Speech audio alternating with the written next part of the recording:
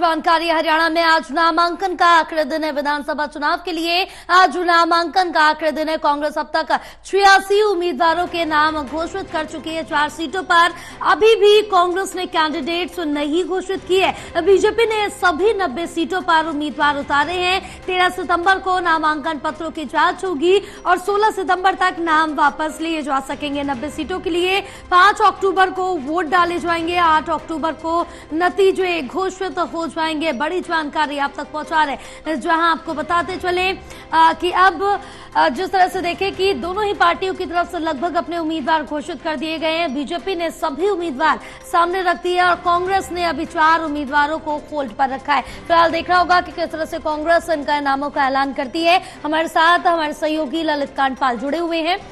ललित, क्या कुछ अपडेट मिल पा रही है? क्या भी कांग्रेस में क्या कुछ चल रहा है? क्योंकि अभी 4 नाम कांग्रेस की तरफ से होल्ड पर रखे गए, वक्त काफी कम बचा है।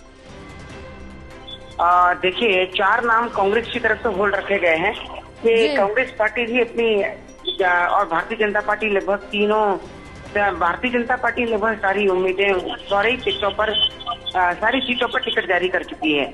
और जबकि अगर भारतीय जनता पार्टी की बात करें तो भारतीय जनता पार्टी सारी टिकटें जारी कर चुकी है। कांग्रेस ने 3 टिकटें होल्ड कर दी हैं। तो ये अपने आप में एक थोड़ा संकेत है कि पार्टी अभी भी विचार कर रही है। हो सकता है कई बार ऐसा देखा जाता है जया कि इस परिस्थिति में ये देखा जाता है कि पार्टी कैंडिडेट से कह देती है कि आप तैयारी करिए और अपनी पूरी तैयारी कर लीजिए, और बाकी जो सूची जो है वो सूची जारी करने में समय लग जाता है। पार्टी हो सकता है कि और कुछ ग्राउंड पर देखना चाह रही हो कि आखिर कितने उम्मीदवार नामांकन कर रहे हैं, किस तरह की परिस्थितियां हैं। लेकिन कुल मिलाकर अगर कहा जाए तो ये बिल्कुल भी ठीक परिस्थिति नहीं है, क्योंकि कार्यकर्ताओं के अंदर एक तरह का जो स्थिति पैदा हो जाती है कार्यकर्ताओं में, वो बहुत ही निराशाजनक होती है। और आखिरी मौके तक, यानी कि एक मैसेज इसका ये भी होता है जया, अब वो बीजेपी की बात हो या कांग्रेस की बात हो, कि इसका मतलब है कि इन सीटों पर जबरदस्त टक्कर होने वाली है। ये सीटें ऐसी हैं जहां पर कि बड़े पैमाने पर रोष है कार्यकर्ताओं में। अगर टिकट दी जाती है तो पार्टी आखिरी मौके का इस्तेमाल करती है ऐसे मौके पर। और तकरीबन आप देखिएगा कि आज तकरीबन दोपहर तक लिस्ट आ जाए, क्योंकि शाम तक नामांकन की आखिरी तारीख है। तो ऐसे में कुल मिलाकर अगर देखा जाए तो सबसे बड़ी बात यह है कि जिस तरह की परिस्थिति है इन 4 सीटों पर, 3 सीटों पर, तो उसमें भी अपने आप में पार्टी पशोपेश में है। और अब देखना होगा कि किसको पार्टी जो है उम्मीदवार बनाती है। हाँ बिल्कुल, अब देखना होगा कि इन 4 सीटों पर पार्टी किसके नाम सामने रखती है। फिलहाल आप बने रहिए हमारे साथ, आगे जानकारी लेंगे। हमारे साथ एसोसिएट एडिटर प्रदीप कुमार भी जुड़े हुए हैं और ज्यादा जानकारी लेंगे, चर्चा करेंगे उनसे। प्रदीप, जिस तरह से देखिए, अगर हम बात हरियाणा विधानसभा चुनाव की करें तो स्थिति यहाँ पर काफी ज्यादा घमासान देखने को मिल रही है, क्योंकि अगर बीजेपी ने यहाँ से फिलहाल तो अपने सारे उम्मीदवारों के नाम सामने रख दिए, लेकिन कई बागी नेता भी देखने को मिले जब लिस्ट सामने आई, और कांग्रेस ने अभी भी अपने 4 नाम होल्ड पर रखे हुए हैं। किस चीज का इंतजार है? बिल्कुल, और जिस तरीके से नाम होल्ड पर है, माना जा रहा है कि समाजवादी पार्टी, इसके अलावा सीपीआई और अन्य जो टिकट देने हैं समीकरण साधते हुए, उसको लेकर ये टिकट होल्ड किए गए हैं। तो जो बुधवार को 90 विधानसभाओं में 360 नामांकन दाखिल हुए हैं, जिसमें नामांकन का आंकड़ा 637 तक पहुंच गया है। तो मतदान में केवल आज का दिन यानी गुरुवार का दिन बाकी है और अंतिम दिन नामांकन को लेकर मारामारी रहेगी। कांग्रेस के अलावा बीजेपी, जेजेपी, एएसपी और आईएनएलडी जीएसपी गठबंधन के साथ निर्दलीय तौर पर भी उम्मीदवार चुनाव मैदान में ताल ठोक रही हैं। तो ऐसे में जब बीजेपी ने अपने फाइनल उम्मीदवारों की लिस्ट जारी कर दी, इसके अलावा जिस तरीके से कांग्रेस की 2 लिस्ट रात में रिलीज हुई है देर रात, तो कुल मिलाकर अगर देखें तो 86 उम्मीदवार सामने आ गए हैं कांग्रेस के। अब उम्मीदवारों के नामांकन को लेकर आज का आखिरी दिन है और ऐसे में निश्चित तौर पर अलग अलग समीकरण देखने को मिलेंगे। इससे पहले हमने देखा है कि जिस तरीके से जो समीकरण साधने के लिए कांग्रेस ने कास्ट कम्युनिकेशन की बात हो और अलग जातीय समीकरण की बात हो, बेल्ट की बात हो, अलग अलग इलाके की बात हो, उस समीकरण को लेकर कांग्रेस ने विशेष फोकस किया है इस लिस्ट में। लेकिन पूरी तरीके से अगर इस लिस्ट की समीक्षा हो रही है तो इसमें हुड्डा कैंप का दबदबा देखने को मिल रहा है। तो बाकी अगर उम्मीदवारों को लेकर जिस तरीके से पर्चा भरा जाएगा, जो उम्मीदवार चुनाव मैदान में उतरने के लिए बेकरार थे, इनकी उम्मीदें पूरी नहीं हुई हैं, तो उनके पास अंतिम मौका है कि वो निर्दलीय के तौर पर चुनाव मैदान में उतरे या फिर किसी पार्टी का, छोटी पार्टी का दामन पकड़कर चुनाव मैदान में उतरे। तो ये जरूर समीकरण बनकर उभरेंगे। दूसरा, आम आदमी पार्टी अब कैसे कैंडिडेट वो उनकी नजरें रहेंगी उस पर, जहाँ पर उन्होंने अभी तक उम्मीदवार घोषित नहीं किए हैं।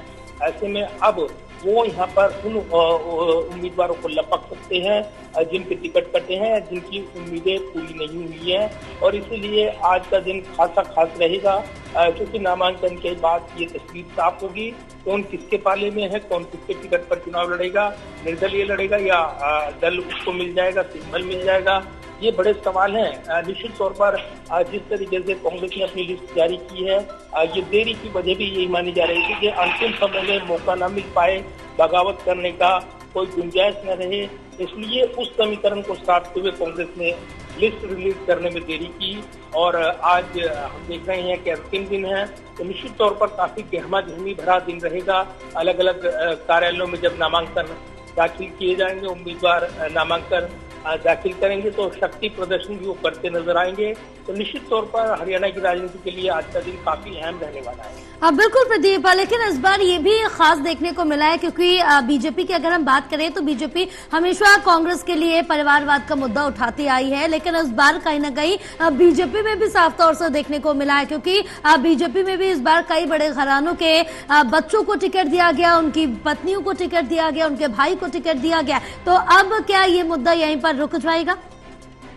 देखिए, विनिंग कॉम्बिनेशन बनाने के लिए कोई और कसर किसी दल ने नहीं छोड़ी है और विनिंग कॉम्बिनेशन में यहाँ पर फोकस करते हुए उन्होंने उम्मीदवारों का चयन किया है। परिवारवाद का बोलबाला रहा है, ये कहा जा रहा है। हरियाणा में राजनीति में वैसे भी परिवारवाद का अलग अलग, खासतौर से अगर लालवाद की राजनीति यहाँ पर देखने को मिली है, बंसीलाल, भजनलाल, देवीलाल, उनका दबदबा रहा है, आईएनएलडी का दबदबा वहाँ पर रहा था। लेकिन टूट के बाद जेजेपी पिछली बार उन्होंने जो सीट हासिल की उसके दम पर बीजेपी और जेजेपी में सरकार चलाई, लेकिन फिर गठबंधन टूट गया। अब उनके लिए परीक्षा की घड़ी है कि वो अकेले चुनाव मैदान में क्या करिश्मा दिखा पाएंगे। उन्होंने भी अपने उम्मीदवार उतारे हैं, इस चुनाव मैदान में वार पलटवार चल रहे हैं। तो ये मुकाबला जो है अलग अलग कोनों से बनकर उभर रहा है और मुख्य मुकाबला बीजेपी और कांग्रेस के बीच। लेकिन जो अलग अलग सीट पर उम्मीदवार उतारे गए हैं, अलग अलग कास्ट कॉम्बिनेशन बनेंगे, स्थानीय फोकस मुद्दे, ये तमाम ऐसे फैक्टर हैं क्योंकि हरियाणा की राजनीति में जब चर्चा होती है तो निर्दलीयों का भी दबदबा रहा है, लेकिन अब उनके पास किसी के पाले में जाने का ऑप्शन था और इसलिए कई निर्दलीय जो चुनाव लड़ते रहे हैं उन्होंने पार्टियां बदल ली, कोई अलग पार्टी में शामिल हो गया, कोई इधर से उधर चला गया। तो अब बाकी जो उम्मीदें पूरी नहीं हो रही हैं, जिनको दल में उम्मीदें नहीं मिलेंगी और जो चुनाव लड़ने की तैयारी कर रहे थे, राजनीतिक महत्वाकांक्षाएं हैं जिन लोगों की, वो जरूर चुनावी मैदान में चाल ठोकते नजर आएंगे।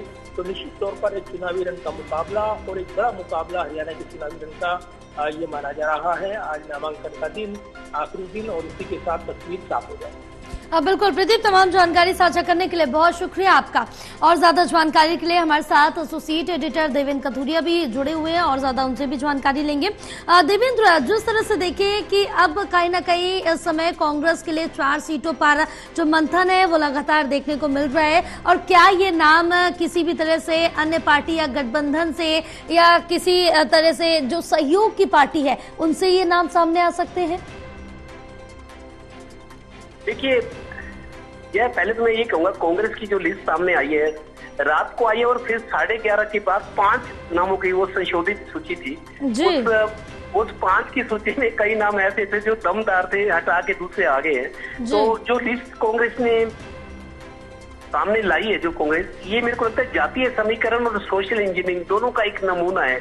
कई दिनों से मैं देख रहा था पार्टी के नेता ये कह रहे थे कि हम काबिलियत के आधार पे, सर्वे के आधार पे टिकट देंगे, और सोशल इंजीनियरिंग का फॉर्मूला, क्योंकि लोकसभा में कांग्रेस के लिए एक अच्छा प्रयोग था, तो सोशल इंजीनियरिंग का मतलब ये है कि समाज के सभी वर्गों को बराबर ध्यान रखा है।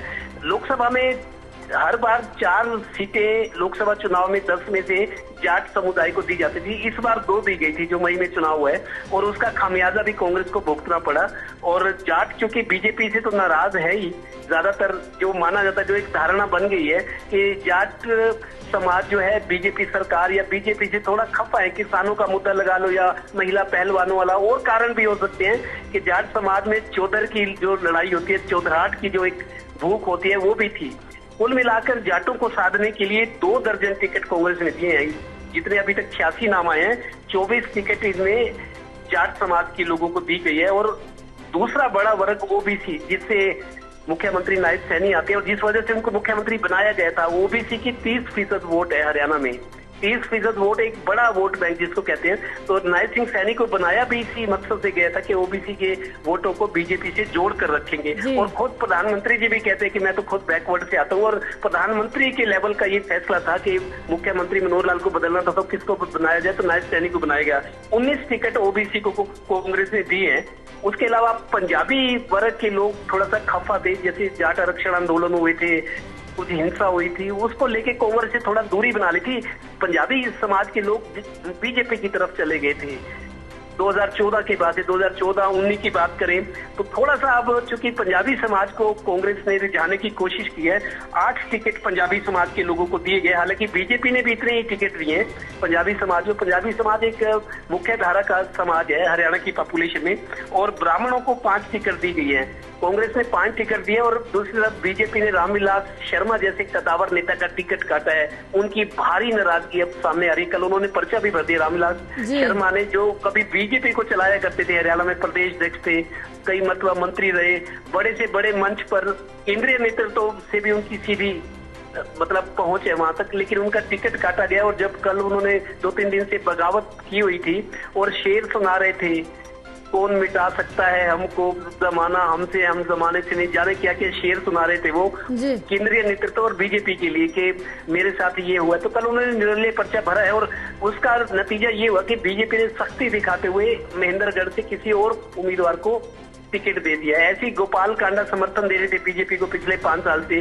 गोपाल कांडा भी चाहते थे मैं सिरसा से लड़ूंगा, लेकिन पार्टी में गोविंद कांडा जो है इनके छोटे भाई हैं, पार्टी ये चाहती थी कि हम अपना उम्मीदवार बीजेपी का उतारे थे, कि गोपाल कांडा अड़े हुए थे, नहीं मैं यहाँ से लड़ूंगा क्योंकि मौजूदा विधायक है।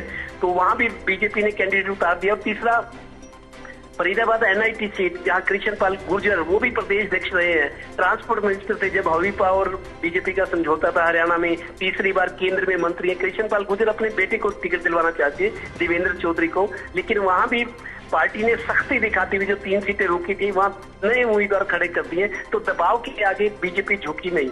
अब जहां तक कांग्रेस की बात है, 4 सीटें अभी बकाए हैं, लेकिन थोड़ी सी मेरे को लगता है 1-8 घंटे में हो सकता है। आज आखिरी दिन है, नामांकन जो नहीं करेगा वो तो चुनाव लड़ ही नहीं सकता। वो तो सीधा एक प्रावधान है, जिसका नामांकन दाखिल होगा वही चुनावी मैदान में नजर आएगा। तो मेरे को लगता है कि कुछ लगता है 16 तारीख विड्रॉल होता है, नामांकन वापस लेने की तारीख 16 तारीख है। हो सकता है पार्टी हम बीजेपी या कांग्रेस या कोई जो और लोग हैं जो निर्दलीय पर्चा भर रहे हैं, कोई पार्टी उनको अपने में समावेश कर ले, भाई हाँ ये हमारा कैंडिडेट है। तो उस स्थिति में चुनाव आयोग को लिख कर देना होगा कि हमारे इस सीट पे ये उम्मीदवार था, लेकिन अधिकृत उम्मीदवार अभी है। थोड़ा सा बदलाव ये हो सकता है। और नामांकन वापस लेने की जो 16 तारीख है, हो सकता है बहुत सारे लोग अभी नामांकन भर रहे हैं अपने समर्थकों का या मीडिया में सुर्खियां बनने के लिए।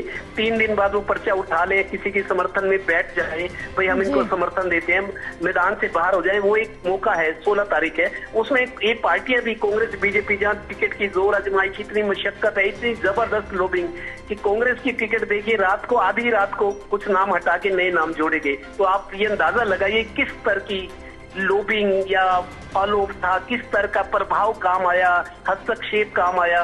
तो 16 तारीख को थोड़ा बहुत रद्दोबदल हो सकता है, पार्टियां चाहें या जो कोई निर्दलीय बढ़ है तो वो मैदान से हट सकता है। तो तस्वीर कुछ साफ हो गई है।